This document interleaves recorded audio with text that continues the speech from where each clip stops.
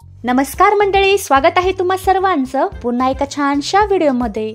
नवरात्रीच्या 9 दिवसांच्या उपवासात नेहमीच भगर किंवा साबुदाणा खिचडी किंवा साबुदाणा वडे खायला नको वाटतं आणि फराळ करताना चमचमीत खमंग पदार्थ ताटासमोर असावेत असं नेहमीच वाटतं। पण याच साबुदाण्यापासून किंवा भगरपासून तुम्ही वेगवेगळे पदार्थ देखील बनवू शकता। तर तुम्ही याच वरईचे किंवा साबुदाण्याचे अप्पे देखील बनवू शकता। हे तुम्ही अप्पे पहा, बाहेरून खूपच कुरकुरीत आणि आतून मऊ लुसलुशीत असे झालेले आहेत आणि अतिशय सुंदर जाळी या अप्प्यांना पडलेली आहे। हे बनवायला देखील खूप सोपे आहेत आणि बनवण्यासाठी तुम्हाला जास्तीत जास्त 10 मिनिटे लागतात।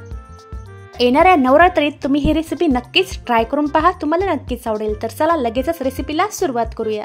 तर सर्वात अगोदर एक पॅन गरम करण्यासाठी ठेवलेला आहे आणि 1 वाटी इथे मी भगर म्हणजेच वरई, काही भागामध्ये हिला वरई किंवा भगर देखील म्हटलं जातं आणि नाश्त्याच्या चमच्याने इथे मी 3 चमचे साबुदाणा घेतलेला आहे। आता साधारण मंद आचेवर आपल्याला काय करायचं आहे, साबुदाणा आणि वरई काही मिनिटांसाठी चांगली भाजून घ्यायची आहे। म्हणजे याच्यातलं मॉइश्चर पूर्णपणे बाहेर जाईपर्यंत आपल्याला हा साबुदाणा आणि वरई 1 ते 2 मिनिटांसाठी चांगली भाजून घ्यायची आहे। पण इथे एक गोष्ट लक्षात ठेवा, याचा आपल्याला अजिबात रंग बदलू द्यायचा नाही।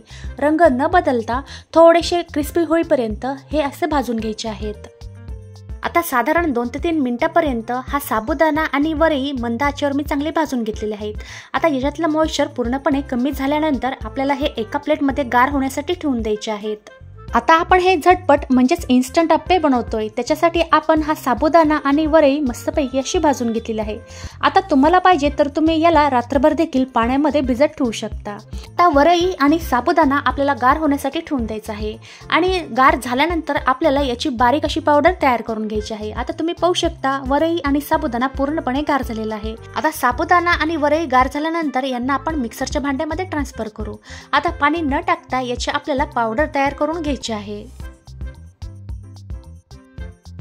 आता दोनही जिन्नस मिक्सरला फिरून घेतल्यानंतर तुम्ही पाहू शकता याची मी पावडर तयार करून घेतलेली आहे। आता स्मूथ कन्सिस्टन्सीचं एकदम हे पीठ तयार झालेलं नाही, थोडंसं जाडसरच असं हे पीठ राहिलेलं आहे। आता अप्प्यासाठी आपल्याला हे अशाच प्रकारचं पीठ पाहिजे आहे। आता यामध्ये आपल्याला काही जिन्नस टाकायचे आहेत। तर अर्धी वाटी इथे मी फ्रेश घरचं दही घेतलेलं आहे। आता तुम्हाला इथे दही टाकायचं नसेल तर तुम्ही त्याऐवजी इथे लिंबाचा रस देखील ॲड करू शकता आणि 2 मिरच्या हातानेच इथे मी तोडून टाकलेल्या आहेत। आता हे पीठ आपण फर्मेंट केलेलं नाही, त्यामुळे इथे मी दह्याचा वापर केलेला आहे आणि एक मोठ्या आकाराचा बटाटा बारीक आकारात कट करून घेतलेला आहे। आता या बटाट्याचे काप देखील मिक्सरच्या भांड्यामध्ये टाकून दिलेले आहेत। आता तुम्हाला पाहिजे तर कच्च्या बटाट्याच्या ऐवजी तुम्ही इथे शिजलेला बटाटा देखील वापरू शकता, पण इथे मी कच्च्याच बटाट्याचा वापर करणार आहे। आता सर्व बटाट्याचे काप या मिक्सरच्या भांड्यामध्ये टाकल्यानंतर यामध्ये थोडेसे प्रमाणात पाणी टाकून आपल्याला हे सर्व जिन्नस आपल्याला मिक्सरला फिरून घ्यायचे आहेत। आता वाटीला जे दही लागलेलं होतं त्यामध्ये देखील पाणी टाकून हे पाणी मी मिक्सरच्या भांड्यामध्ये टाकून दिलेलं आहे। आता मिक्सर चालू बंद करत हे मिश्रण आपल्याला तयार करून घ्यायचं आहे। आता तुम्ही पाहू शकता मिश्रण आपलं इथे तयार झालेलं आहे। अशाच प्रकारचं आपल्याला हे अप्पे बनवण्यासाठीचं मिश्रण तयार करून घ्यायचं आहे। जास्त पातळ नाही आणि जास्त घट्ट देखील नाही आणि मिक्सरला फिरवताना यामध्ये जास्त पाण्याचा देखील वापर करायचा नाही। तर पहा, रिबन कन्सिस्टन्सीचं हे पीठ आपलं इथे तयार झालेलं आहे। आता यामध्ये आपल्याला चवीपुरतं मीठ ॲड करायचं आहे। आता मीठ टाकून हे यामध्ये चांगलं मिक्स करायचं। आता इथे मी साधंच मीठ वापरलेलं आहे, तुम्हाला पाहिजे तर तुम्ही इथे सैंधव मीठ देखील वापरू शकता। आता मीठ व्यवस्थित मिक्स करून घेतल्यानंतर आपल्याला थोड्या वेळासाठी हे मिश्रण झाकून ठेवायचं आहे। हे पीठ फक्त आपण साधारण 2 ते 3 मिनिटे साईडला ठेवून देऊयात। तोपर्यंत आपण आप्यासोबत खाण्यासाठी मस्त अशी उपवासाची चटणी तयार करून घेऊयात। त्यासाठी इथे सर्वात अगोदर मिक्सरचं भांडं घेतलेलं आहे आणि नंतर काही ओल्या नारळाचे काप टाकलेले आहेत। आता तुम्हाला इथे सुकं खोबरं वापरायचं असेल तरीही चालेल आणि 2 ते 3 चमचे इथे भाजलेले शेंगदाणे घेतलेले आहेत आणि नंतर 4 ते 5 हिरव्या मिरच्या घेतलेल्या आहेत। आता मिरच्यांचा वापर मी थोडासा शिल्लकच करणार आहे, कारण की मला ही चटपटीत इथे उपवासाची ही चटणी तयार करायची आहे। आणि नंतर चवीपुरता मीठ टाकून यामध्ये पाणी किंवा दही टाकून हे मिक्सरला फिरून घ्यायचं आहे। आता हे सर्व जिन्नस मिक्सरला फिरून घेतल्यानंतर तुम्ही पाहू शकता आपली इथे चटपटीत उपवासाची चटणी तयार झालेली आहे। आता तुम्ही याला जिऱ्याचा तडका देखील देऊ शकता। या चटणीच्या वाटणामध्ये तुम्ही कोथिंबीर आणि जिऱ्याचा देखील वापर करू शकता, पण काही ठिकाणी कोथिंबीर आणि जिरे हे उपवासाला खाल्ले जात नाही, त्यामुळे इथे मी हे जिन्नस टाकलेले, त्यामुळे इथे मी कोथिंबीर आणि जिऱ्याचा वापर न करता ही चटपटीत अशी साधी सोपी उपवासाची चटणी बनवलेली आहे। आता तुम्हाला ही चटणी पातळ किंवा घट्ट आवडते त्याच्यानुसार इथे दह्याचा आणि पाण्याचा वापर करायचा आहे। तर चला आता हिला देखील आपण थोड्या वेळासाठी साईडला ठेवून देऊयात। तर चला आता आपण अप्प्याचं मिश्रण पाहून घेऊयात। तर आता इथे तुम्ही पाहू शकता आप्याचं मिश्रण हे थोडंसं घट्टसर असं बनलेलं आहे।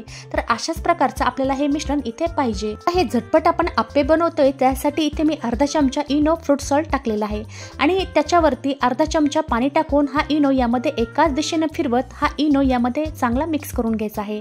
आता इनोच्या ऐवजी तुम्ही इथे बेकिंग पावडर किंवा खायचा सोडा देखील टाकू शकता आणि इनो लगेचच मिक्स केल्यानंतर आप्पे पात्र देखील गरम करून घेतल्यानंतर आप्पे पात्र तेलाने चांगलं ग्रेस करून घ्यायचं आहे आणि प्रत्येक खाण्यामध्ये हे मिश्रण कडेने भरायला सुरुवात करायची आहे। आता तुम्ही इथे तेलाच्या ऐवजी तुपाचा देखील वापर करू शकता आणि हे मिश्रण भरताना एक गोष्ट लक्षात ठेवायची, हे मिश्रण कधीही कडेने भरायला सुरुवात करायची, कारण की गॅसची आच मधोमध राहते, कारण की आपण जर अगोदरच हे मधले खाणे लवकर भरून घेतले तर मधले आप्पे लवकर भाजले जातात आणि त्यांचा रंग लवकर बदलला जातो। त्यामुळे काय करायचं, कधीही आप्पे बनवताना साईडचे खाणे लवकर भरून घ्यायचे आणि नंतर मधोमध राहिलेले खाणे भरून घ्यायचे आणि साधारण 1 ते 1.5 मिनिटासाठीच याच्यावरती झाकण ठेवून द्यायचं आणि गॅसची फ्लेम लो टू मिडियम ठेवायची आणि साधारण 1 ते 1.5 मिनिटानंतर लगेचच याच्यावरचं मी झाकण काढून घेतलेलं आहे।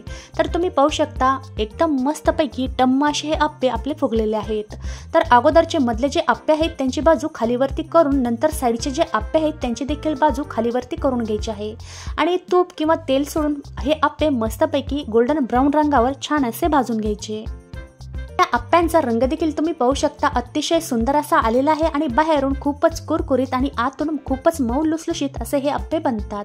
तर हे आप्पे तुम्ही चोळून पहा, दिसायला देखील सुंदर आणि खायला देखील त्याहूनही खूपच चविष्ट असे आहेत आणि बनवायला देखील जास्त काही वेळ लागलेला नाही।